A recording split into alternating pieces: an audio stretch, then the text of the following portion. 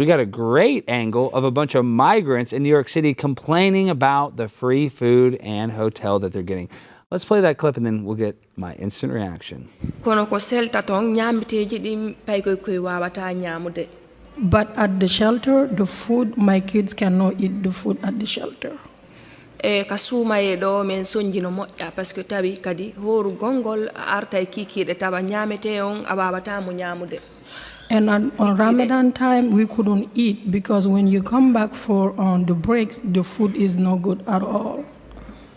Ko ɓe jonata men kon kadi 2 mois a yalta e o 2 mois ɗo timma yalta tawa ko ya ƴettu kadi paykoy koye fof ƴetta bagage ji ma yaha kadi winditoyoɗa ɓe naɓira ma kadi nokkugo hara paykoy koye no jangguirde nokkugo ɗum ɗon fof no wondani men e sattede. And they give us 2 months to stay at the shelter, and then you have to go out again with your luggages and the kids and find another place. It's very difficult.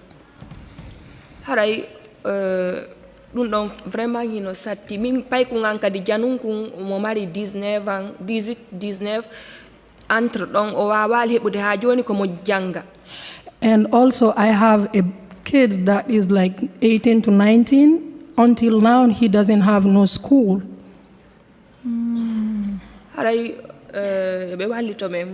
So please help us.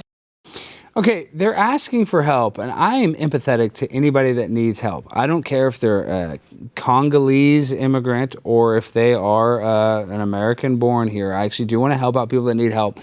But the audacity to go there in the most expensive city in the world, arguably, maybe there's one more expensive city, I don't know, but I would say the most expensive city, hands down, in the United States of America, and complain that the food is not good enough, that the free hotel rooms that they get to stay at the Roosevelt Hotel are not good enough, and that they want their 19-year-olds to get free education. The audacity of that clip should enrage everybody. Like I just said this, I do want to help out people that are struggling. I'm not against social services, even though I'm conservative, but the idea that those people that are here in New York City complaining about the conditions in New York City when everybody's conditions in New York City is crap. I mean, literally, people are paying $3,000 to live in a shoebox. To go to the McDonald's in New York City is $22 for a Big Mac meal. I don't know how we can help these people, but unless we turn off this unlimited faucet of money and resources to illegal immigrants, we're going to lose our country. And to be honest, it might already be too late. I mean, if you really think about this and you look, why are so many immigrants coming to America? Because we have an open border policy. You ask yourself, why do we have an open border policy? Because these people that are in power, they want to switch up the entire population and favor their districts by every time an illegal immigrant comes here, they count on the census just as much as a legal immigrant. So they can basically gerrymander these districts and voting districts based on a falsely inflated population. So what's happening in this country is actually sad. I know this is a comedy show, but there's nothing funnier than seeing a woman from the Congo complaining that her 19-year-old isn't going to high school. And to be honest, you know, they ought to just let them go to high school, because then that team will have a bunch of 19-year-old kids from the Congo. They'll probably be badass. Give them a fake birth certificate. Nobody will know.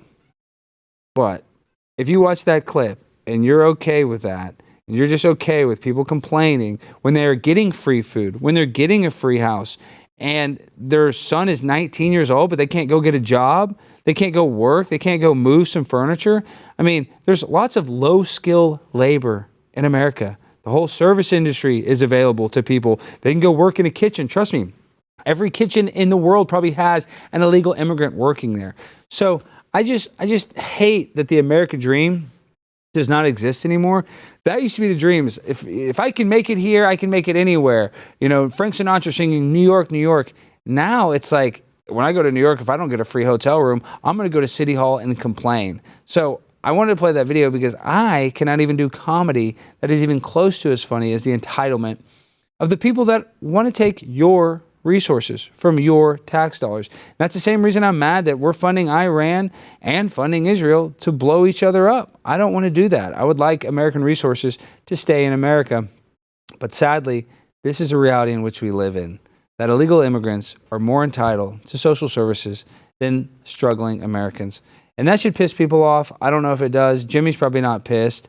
Brandon's probably not pissed. But I am a little pissed. Can we also just say that their language sounds like someone trying to speak in tongues? So listen to this. This is from that same meeting. We have the evening class for the one that were literally challenge, especially if you don't understand. Pull out of Yeah. There are unique dialects that are also coming that I've never heard of that I'm learning now about. People from Madagascar are coming. You have people, Burundi are coming. People from countries that are not common to us. So language access has been truly, truly a challenge, especially if you don't understand. Pull out from Guinea and pull out in Mauritania, pull out in Senegal is very different.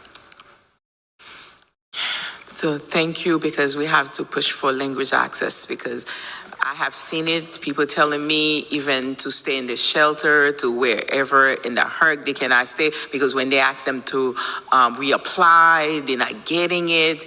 And so thank you for continuing the work. I do want to add on one thing. There is a significant amount of people who are illiterate, so written does not work. We have been sending voice clips to the migrants, explaining to them what their rights are and to understand what's going on. So it's not just written, we need vocals. Thank you.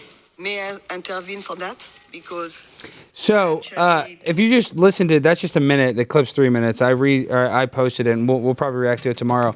Most of the Congolese immigrants are illiterate. Yeah, that's tough. So they can't even print them. They have to have a physical person there to read it out loud and translate. That's nuts. And I had to address the elephant in the room. You know, the last time we brought over millions of illiterate people from Africa Oh, gosh. was during slavery. My grind so refined, I got no time for no games. Ask yourself